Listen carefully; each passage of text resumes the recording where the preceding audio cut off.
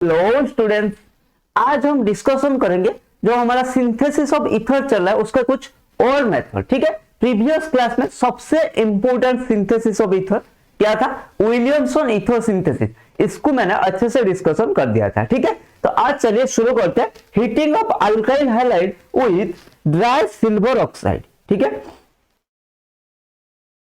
Heating of alkyl halide with dry silver oxide. पहले क्या होता है? Symmetrical ether can be prepare by heating alkyl halide with dry silver oxide. ठीक है, symmetrical ether और asymmetrical ether क्या है? देखो, ईथर यही होता है, ईथर का जनरल फंक्शनल जनरल ग्रुप। ठीक है, अगर R equals to R dash होगा तो ये अगर हमारा क्या होगा? सिमेट्रिकल। अगर R not equals to R dash होगा ये हमारा एसिमेट्रिकल। ठीक है, ये होता है हमारा symmetrical ether and asymmetrical ether. ये दोनों अगर सेम हो जाएंगे तो ये सिमेट्रिकल ईथर। ठीक है, ये दोनों अगर डिफरेंट हो गए, मतलब ऑक्सीजन के दोनों साइड जो अल्काइल ग्रुप लगा है वो दोनों अगर डिफरेंट हो गए उसको हम एसिमेट्रिकल ईथर बोलेंगे। ठीक है, तो इस मेथड में क्या होता है? हमारा अल्काइल हैलाइड को ड्राई सिल्वर ऑक्साइड मतलब Ag2O के साथ जब हीट करेंगे हमें क्या मिलेगा? सिमेट्रिकल ईथर मिलेगा। अरे वाह सर, कैसे कैसे मिलेगा?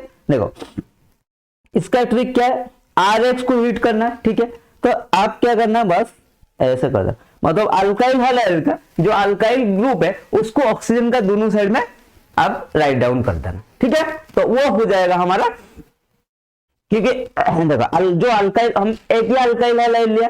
ठीक है, तो उसका जो अल्काइल ग्रुप है वो सेम ही है, इसीलिए हमारा सिमेट्रिकल ईथर प्रिपेयर हो रहा है। ठीक है, तो ऑक्सीजन का दोनों साइड आप क्या करना? ऑक्सीजन का टू साइड्स में हमारा जो अल्काइल ग्रुप अल्काइल हैलाइड का अल्काइल ग्रुप है उसको पुट कर देना। ठीक है, तो वो हो जाएगा आपका प्रोडक्ट। समझ में आ गया? रिएजेंट क्या होना चाहिए हमारा? Silver, dry silver oxide Ag2O। ठीक है, देख लो भाई, फॉर एग्जाम्पल मान लो CH3Cl। ठीक है, इसको हम हीट करेंगे किसके साथ? Ag2O के साथ हीट करेंगे तो हमें क्या मिलेगा? कैसा ईथर मिलेगा? CH3O CH3। हो गया? हाँ जी सर, मजा आया? हाँ जी सर, तो फिर आगे बढ़ते हैं। देख लो एग्जांपल देखो, CH3 CH2 भी है। ठीक है, इसको मैंने थोड़ा एक्सप्लेन करके लिखा है क्योंकि यह 2 मॉलिक्यूल लेना पड़ेगा। ठीक है, क्योंकि हमें 2 अल्काइल ग्रुप चाहिए Ag2O। देखो यहाँ पे क्या क्या है, बस ये वाला को 2 टाइम लिख देना ऑक्सीजन के दोनों side, CH3 CH2O CH2 CH। हो गया? हाँ जी सर, इसको मैंने ऐसे लिखा है। ठीक है, एक ही बात है। आगे समझ में? चलो आगे चलते। अब देखते हैं अल्कोक्सीमर्क्यूरेशन डीमर्क्यूरेशन। देखो, ऑक्सीमर्क्यूरेशन डीमर्क्यूरेशन में हमें क्या मिल रहा था? अल्कोहल मिल रहा था। ठीक है, और प्रोडक्ट अकॉर्डिंग टू हमारा मार्कोनिकस रूल के हिसाब से हो रहा था। ठीक है, यहाँ पर क्या है? अल्कोक्सीमर्क्यूरेशन डीमर्क्यूरेशन। देखो, पहले तो हम मर्क्यूरिक एसीटेट ले लेंगे। ठीक है, हाँ जी, the reaction of alkene with an alcohol in presence of mercuric salt. देखो, वहां पर जो ऑक्सीमर्क्यूरेशन डीमर्क्यूरेशन में क्या था? हम अल्कोहल नहीं लेते, यहाँ पे वाटर ले लेते, इसीलिए हमारा OH ऐड होता था। ठीक है, बट यहाँ पर क्या किया हमने यहाँ पर अल्कोहल लिया in presence of OH mercuric salt such as mercuric acetate to an alkoxymercury intermediate which on reaction with sodium borohydrate yields another ether. ठीक है, देखो तो यहाँ पर क्या हो रहा है? वहां पर हमने ऑक्सीमर्क्यूरेशन में H2O ले रहा था, उसको मैंने अच्छे से डिस्कशन किया था। ठीक है, यहाँ पर H2O मतलब वाटर के प्लेस में हमने अल्कोहल को लिया। ठीक है, इसीलिए क्या हुआ भाई? यहाँ पे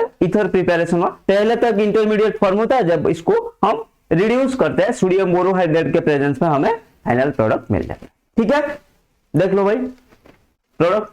तो इसको क्या करना है? देखो, यहाँ पर जो अल्काइल दिया होगा, ठीक है, ये देखो ये वाला ये सॉल्ट ऑफ लिया गया हमें।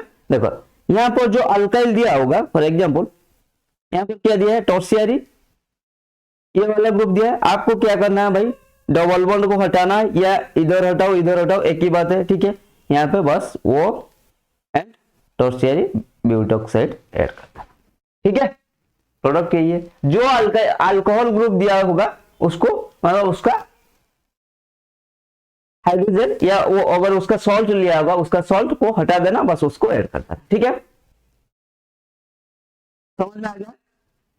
देखो, addition of alcohol to alkene, ether में भी prepare by direct addition of alcohol to alkene in presence of acid. देखो, वो तो एक ऑक्सीमर्क्यूरेशन डिमर्क्यूरेशन अल्कोहल को in presence of mercury acetate लिया। ठीक है, तो उसका और एक एग्जांपल आपको दे देता हूं, आसान होगा। मान लो CH3 CH double bond CH2। ठीक है, इसके साथ अगर ऑक्सीमर्क्यूरेशन सॉरी अल्कोक्सी मर्क्यूरेशन और डिमर्क्यूरेशन करेंगे, मान लो मैंने अल्कोहल लिया CH3O माइनस। ठीक है, तो ये क्या हो जाएगा, प्रोडक्ट क्या हो जाएगा हमारा CH3 CH O CH3 CH2। ठीक है, प्रोडक्ट ये आ जाएगा। ये था ऑक्सीमर्क्यूरेशन डिमर्क्यूरेशन के बारे में। अब हमारा एडिशन ऑफ अल्कोहल। ठीक है, तो अल्कोहल को हम डायरेक्टली भी अल्कीन के साथ रिएक्शन करा सकते हैं इन प्रेजेंस ऑफ एसिड।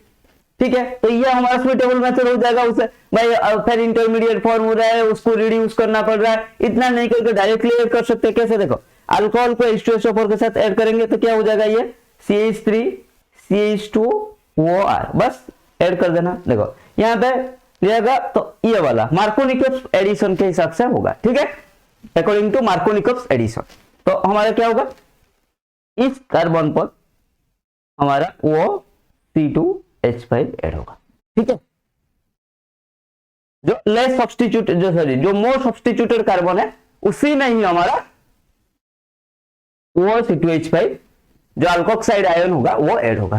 ठीक है, समझ में आ गया? अल्कोक्सीमर्क्यूरेशन डिमर्क्यूरेशन में भी वही होगा। ठीक है, जो मोर सब्स्टिट्यूटेड कार्बन होगा, यहाँ पर भी addition of alcohol in presence of acid. ठीक है, यहाँ पर भी वही हमारा मार्कोनिकॉस रूल फॉलो होगा। ठीक है, देख लो।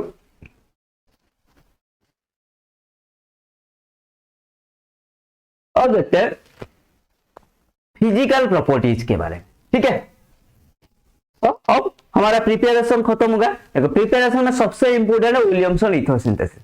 अगर क्वेश्चन आया, ठीक है, अगर प्रिपरेशन से क्वेश्चन आया तो ये 99% चांसेस है भाई विलियमसन ईथर सिंथेसिस से ही क्वेश्चन आएगा। ठीक है, इसका मैकेनिज्म क्या होता है, SN2 मैकेनिज्म होता है। इसीलिए जनरली हमारा जो यहाँ पर क्या होता है, एक अल्काइल हैलाइड लिया जाता है, वो सोडियम और पोटेशियम अल्कोक्साइड के साथ हमारा रिएक्शन होता है। ठीक है, तो अल्काइल हैलाइड जनरली हमारा 1 डिग्री होता है। ठीक है, टर्शियरी नहीं होगा क्योंकि ये SN2 रिएक्शन नहीं दिखाएगा। तो SN2 मैकेनिज्म क्या, विलियमसन ईथर सिंथेसिस हमारा SN2 रिएक्शन मैकेनिज्म फॉलो कर रहा था। ठीक है, Williamson ether synthesis follows SN2 mechanism, so that हमारा क्या होगा, जिस कंडीशन SN2 रिएक्शन को फेवर करता है ना, उस कंडीशन हमारा विलियमसन ईथर सिंथेसिस को भी एनहांस कराएगा। ठीक है, तो उसको मैंने अच्छे से डिस्कशन कर दिया था।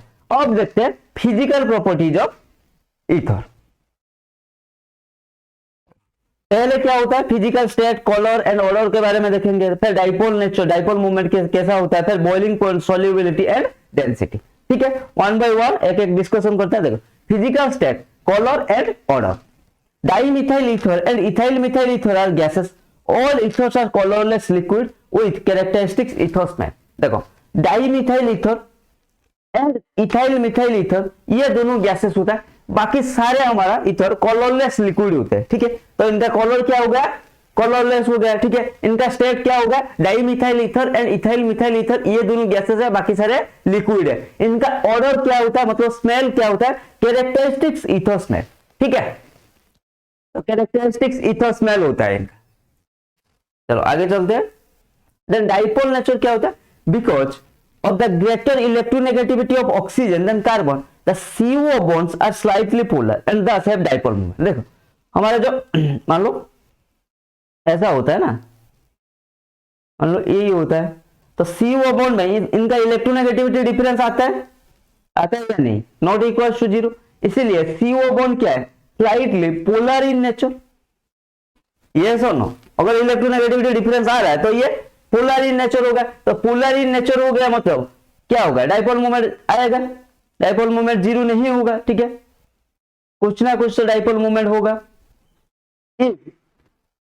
नॉन पोलर बॉन्ड होता है तो हमारा dipole moment is equal to 0 हो जाता है, ठीक है। बट यहाँ पे पोलर बॉन्ड है CO का, तो इसीलिए इनका डाइपोल मोमेंट कुछ ना कुछ है, ठीक है। फर्स्ट पॉइंट, पहला पॉइंट आपको समझ में आ गया है, ठीक है। नेक्स्ट देखते हैं, since to CO bonds in ether are inclined to each other at an angle 110 degree, the two dipole moment do not cancel each other, ठीक है। यहाँ पे आपके मन में ये सवाल आता होगा, सर यहाँ पर तो आपने ऐसा लिख दिया CO3, ठीक है ठीक है सर, फिर तो हमारा डाइपोल मोमेंट हमें पता है ऐसा होता है, यस और नो। जो हमारा डाइपोल मोमेंट को हम एक क्रॉस हेड एरो रिप्रेजेंट कराते हैं, ठीक है। Dipole moment is represented by cross head arrow, yes और नो, यस। और जो एरो का हेड रहता है वो क्या रहता है, नेगेटिव सेंटर, मतलब मोर इलेक्ट्रोनेगेटिव एटम के ऊपर रहता है, एंड जो टेल रहता है वो पॉजिटिव सेंटर, मतलब लेस इलेक्ट्रोनेगेटिव एटम के ऊपर रहता है, ठीक है। तो अगर ऐसे करेंगे sir, net mu net equals to कितना हो जाना चाहिए, 0 होना चाहिए। अगर ये दोनों 180 डिग्री में रहते तो हम लिख रहे हैं, हमें क्या है जो दिख रहा है वो सच नहीं है। यहाँ पर हमें क्या है, हमें ये देख के पता चल रहा है भाई ये दोनों तो हमारा 180 डिग्री में है, जैसे हमारा CO2 में होता है, ठीक है, जैसे हमारा CO2 में होता है। यहाँ इसका डाइपोल मोमेंट कितना होता है, 0 होता है, ठीक है। सर यहाँ पर तो 180 डिग्री में है, तो हमारा क्या होना चाहिए, नेट डाइपोल मोमेंट 0 हो जाना चाहिए, कैंसिल ईच अदर हो जाना चाहिए, ठीक है। हमें तो आपने तो हमें ऐसे ही बताया, हर जगह तो इथर ऐसा ही लिखा होता है, ठीक है। बट जो दिख रहा है वो नहीं होता है, क्योंकि ये दोनों का एंगल 180 डिग्री नहीं है, ये दोनों का एंगल 110 डिग्री है, इसीलिए नेट डाइपोल मोमेंट 0 नहीं होगा, ठीक है। इसीलिए हमारा इथर का डाइपोल मोमेंट है। समझ में आ गया क्यों है भाई, CO बॉन्ड पोलर है, पहला कॉज।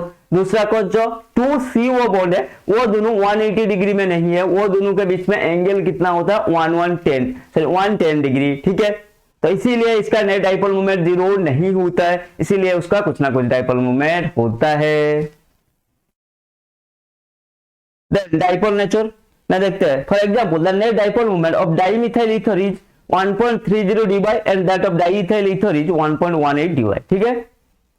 देखो ऐसा होता है, जो CO का देखो ऑक्सीजन एंड ऐसा होता है, एक्चुअली में ऐसा होता है, वो R एक्चुअल ऐसा होता है, ठीक है। तो नेट डाइपोल मोमेंट 0 होगा क्या, नहीं होगा, ऐसा, ठीक है, ऐसा तो नेट डाइपोल मोमेंट ये हो जाएगा, ठीक है। डाइपोल मोमेंट एक वेक्टर क्वांटिटी है, तो net vector sum resultant vector sum ये हो जाएगा, ठीक है। कैंसिल नहीं होगा, एक्चुअली ऐसा होता है, ठीक है। हम लिखते हैं ऐसा, लेकिन होता नहीं है, एक्चुअल ऐसा होता है, इनके बीच में बॉन्ड एंगल 110 डिग्री होता है, ठीक है। तो ये देख लो भाई, ये होता है इथर का एक्चुअल स्ट्रक्चर, ऐसा होता है। इसीलिए कंफ्यूज मत होना, ये मत सोच लेना हम ऐसा लिख रहे तो ये हमारा, हम ऐसे लिख रहे तो हमारा ये एंगल 180 डिग्री, तो नेट डाइपोल मोमेंट 0 हो जाएगा, म्यू इक्वल्स टू 0। वाह, मैंने तो ये सही कर दिया, लेकिन बाद में पता चलेगा भाई ऐसा नहीं होता है, ये ऐसा होता है, ठीक है। समझ में आ गया, चलो आगे चलते हैं। देन बॉइलिंग पॉइंट के बारे में थोड़ा बात कर लेते हैं। Boiling point of ether so gradual increase with increase in molecular mass, ठीक है।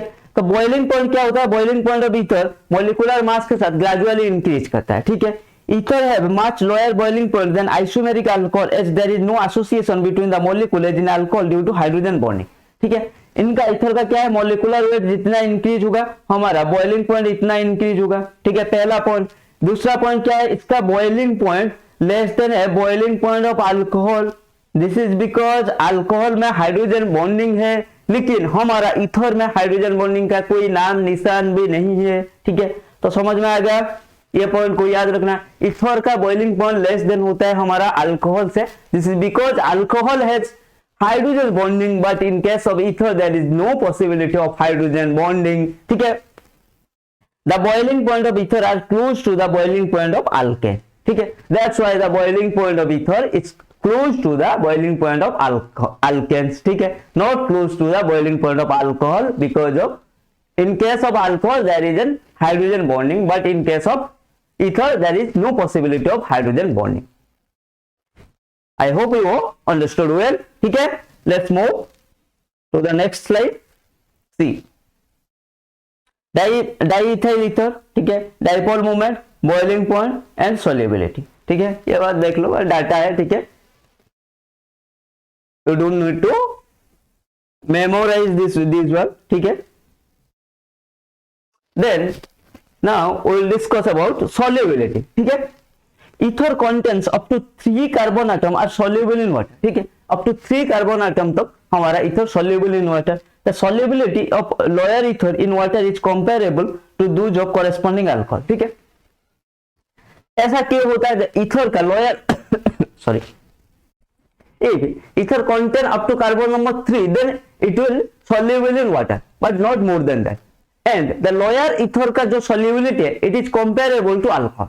ऐसा इसीलिए होता है. ठीक है, अगर हम ज्यादा जितना number of alkyl group increase करेंगे due to van der Waals strain, ये वाटर के साथ सॉल्युबल नहीं होगा. ठीक है, for example like ethanol, dimethyl ether is comparatively miscible in water. ठीक है, the solubility of lower ether in water due to the formation of hydrogen bond between water molecule and ether molecule. And हमें क्या पता है? We know the compound which is soluble in water generally makes hydrogen bonding with water except ionic compound. ionic compound क्या होता है? Dissociate हो जाता है. बाकी जो कंपाउंड होता है, अल्कोहल हो गया, एसिड हो गया, ये सारे क्या करते हैं? हमें हाइड्रोजन बॉन्डिंग फॉर्म करते हैं. तो lower ether hydrogen bonding form कर लेंगे, लेकिन जितना हमारा अल्काइल ग्रुप हम इंक्रीज कराएंगे ड्यू टू स्ट्रेन, हमारा ये ईथर जो होता है वो वाटर के साथ हाइड्रोजन बॉन्डिंग नहीं कराएंगे क्योंकि स्टेरिक रिपल्सन आ जाएगा. That's why only lower ethers are soluble in water but not higher ethers. ठीक है, देख लो एक बार, समझ में आ गया? तो carbon number, carbon up to 3 तक हमारा इथर ही सॉल्युबल है. तो समझ में आ गया इथर का solubility, boiling point, dipole moment and इसका कलर क्या होता है. देखो हमारा इस कर देते हैं.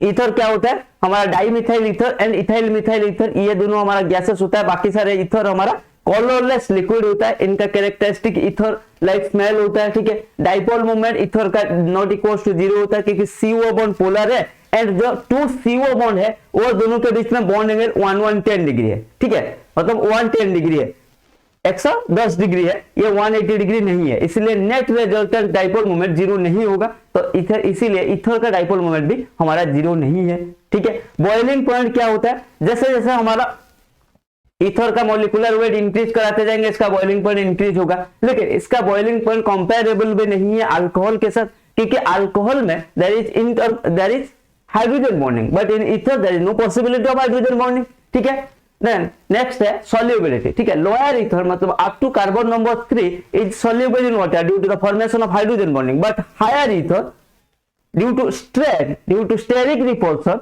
Of alkyl group. ठीक है, जितना जितना अल्काइल ग्रुप इंक्रीज करेंगे उतना ही स्ट्रेन आएगा. तो due to strain they can not form hydrogen bonding properly with water. That's why they are insoluble, yes slightly soluble, yes sparingly soluble in water. ठीक है, and lower ether का solubility is comparable to the solubility of alcohol. ठीक है, यही था ether का physical property. देख लो hydrogen bonding complex. ठीक है, all are lighter than water. then हम बात करते हैं last but not least, it's not solubility, it's density. all ether are lighter than water. lower ether act as a anesthetic. ठीक है, all ethers are lighter than water and lower ether act as a anesthetic.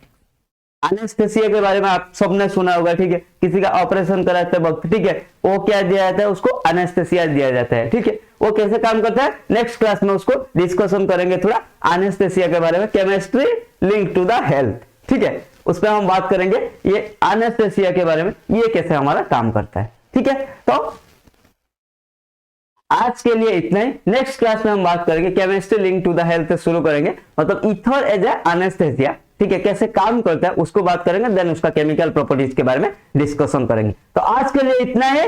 Keep learning, keep growing.